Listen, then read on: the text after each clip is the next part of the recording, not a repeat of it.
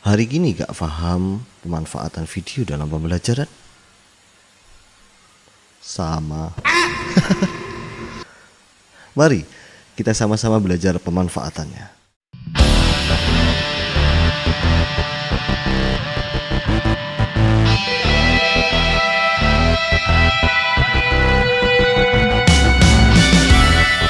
John Swiller pada 1994 mengusulkan agar pembelajaran banyak menggunakan gambar bergerak seperti halnya film, video, 3D atau animasi.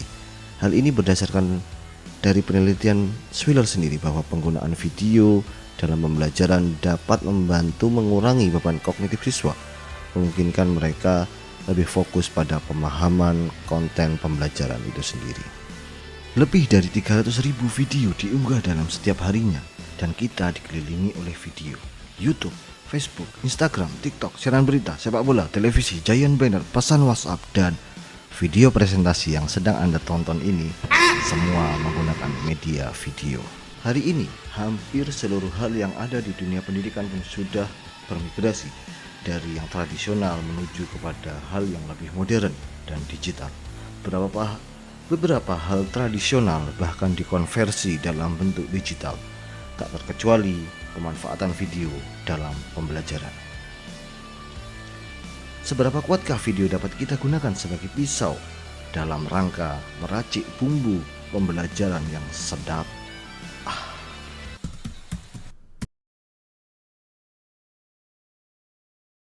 Sebelum lebih jauh dan mendalam seperti kisahmu mengejarnya, mari kita pahami dulu apa itu video. Ya, video merupakan media elektronik yang mampu menggabungkan teknologi audio dan visual secara bersamaan sehingga menghasilkan suatu tayangan yang dinamis dan menarik.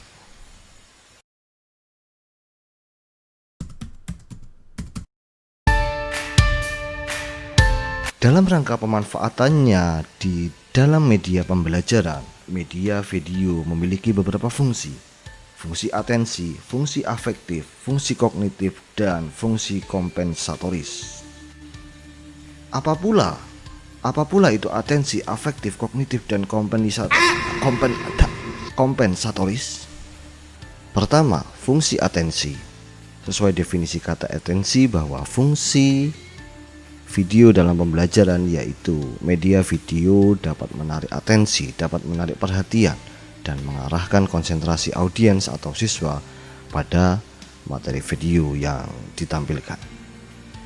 Jika dalam pembelajaran tradisional siswa lebih menggunakan visualisasi yang bersifat imajinatif, maka dalam video pembelajaran visualisasi akan ditampilkan lebih terjelmakan. Kedua, fungsi afektif, yaitu media video mampu menggugah emosi dan sikap audiens, dan video juga mampu membuat siswa atau audiens merasakan kedekatan karena penggunaan elemen visual dan juga audio mampu membuat materi lebih menarik dan dapat memberikan pengalaman belajar yang lebih dinamis. Siswa lebih terlibat sehingga emosi dan sikap siswa lebih tergugah. Ketiga, fungsi kognitif, di mana dapat mempercepat pencapaian tujuan pembelajaran untuk memahami dan mengingat pesan atau informasi yang terkandung dalam gambar, lambang, atau video yang ditampilkan dalam pembelajaran.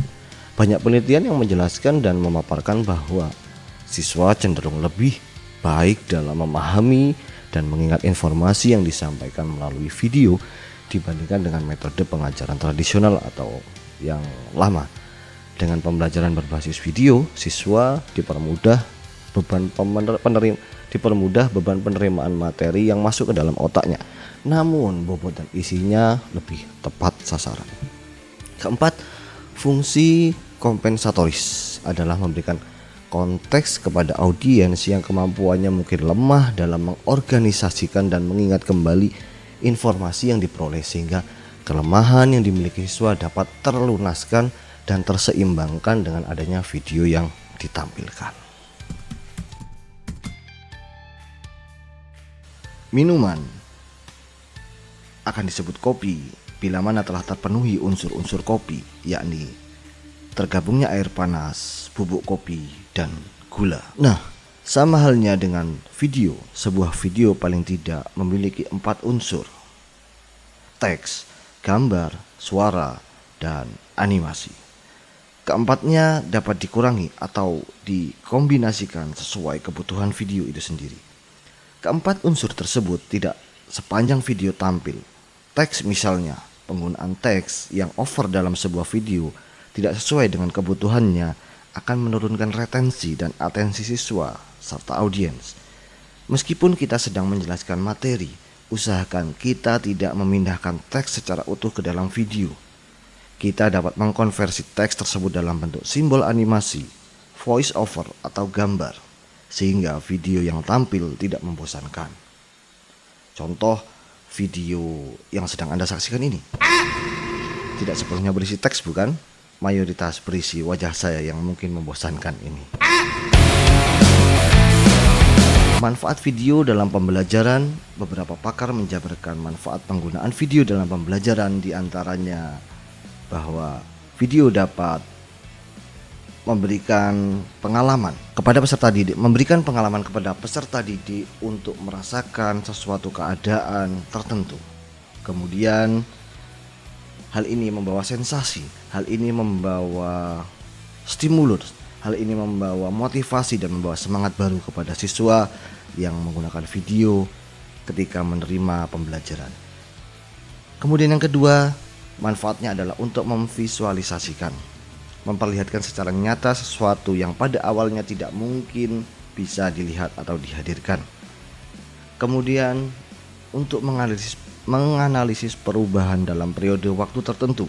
Kemudian manfaat selanjutnya adalah provokatif kritis, menampilkan presentasi studi kasus tentang kehidupan sebenarnya yang dapat memicu diskusi di antara peserta didik. Video dapat ditampilkan sebagai materi utama pembelajaran, atau Anda juga dapat menggunakannya sebagai bahan pelengkap atau selingan materi. Itu terserah Anda yang menentukan format penggunaan dalam pembelajaran. Setidaknya berikut beberapa poin tentang peran video dalam pembelajaran. Yang pertama adalah memvisualisasikan. Video dapat memberikan gambaran dan visual dari hal-hal yang mungkin rumit atau jauh lintas tempat dan waktu untuk diimajinasikan atau bahkan dihadirkan. Semisal contoh, Ka'bah dan Mekah itu kalau ditempuh harus berjam-jam. Namun melalui video pembelajaran, Mekah dan Ka'bah itu dapat ditampilkan dalam bentuk gambar bergerak dan audiens dapat tahu informasi apa dari gambar tersebut. Hal ini lebih efisien tentunya. Yang kedua, memengaruhi. YouTube, televisi, atau tayangan lain dapat membawa kita seolah-olah berada di tempat tersebut dan merasakan atmosfernya. Contoh terdekat adalah kejadian di Palestina. Berbagai gambar, video, berita yang ada membuat mayoritas kita di Indonesia ini tergerak.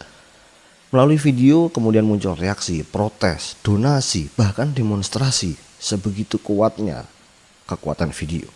Yang ketiga, memotivasi. Pesan dan isi pembelajaran yang dibungkus melalui video lebih cenderung memberikan motivasi yang tebal kepada audiens atau siswa, karena ada pengamalan, motivasi, stimulan yang secara tidak langsung ditransmisi atau dikirim oleh video yang ditayangkan. Dan yang terakhir adalah memberikan pengalaman. Semakin konkret peserta didik mempelajari bahan pembelajaran, maka semakin banyak pengalaman yang akan ia peroleh. Sebaliknya, jika semakin abstrak peserta didik memperoleh pengalaman, maka semakin sedikit pengalaman yang akan diperoleh oleh peserta didik. Sulit. Ya, memang membuat video itu sangat sulit karena kita harus menggabungkan 4 unsur menjadi satu kesatuan video. Butuh keterampilan dalam mengedit, mengambil gambar, mengatur suara, timing, dan lain-lain. Namun hal tersebut sangat bisa diatasi dan direkayasa, sehingga mempermudah kita untuk memproduksi sebuah video pembelajaran. Bagaimana caranya? Bukankah dengan melihat video saya ini juga merupakan sebuah cara? Triknya, Anda bisa mengetikkan apa yang Anda butuhkan, apa yang Anda cari, atau apa yang ingin Anda kuasai dalam rangka memproduksi sebuah video pembelajaran di halaman pencarian YouTube. Selesai? Belum, karena itu belum kita praktekkan. Nah, izinkan saya mengakhiri video ini dan saya mengizinkan Anda untuk bergerak membuat dan memproduksi video pembelajaran. Salam. Terima kasih. Sampai jumpa.